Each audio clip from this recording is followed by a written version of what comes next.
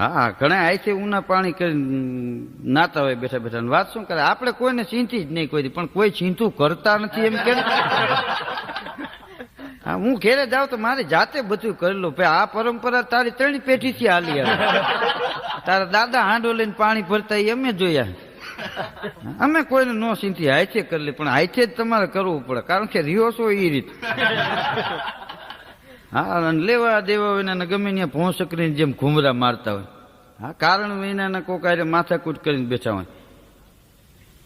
મહિલા મંડળની એક મીટિંગ હતી, એમાં એ મહિલા મંડળના પ્રમુખ ઊભા થયા અને એટલું બોલ્યા કે સમજુ નારીએ પોતાના બીમાર પતિને એ કે સરકારી દવાખાનામાં દાખલ કરવો જોઈએ. આમ તો એ કે સરકારી દવાખાનામાં એ કે દાખલ કરવાનું કારણ શું? ત્યાંથી એક બીજી બેન ઊભી થઈ. હા અને શું કીધું ખબર છે? એ કે ત્યાં ટિફિન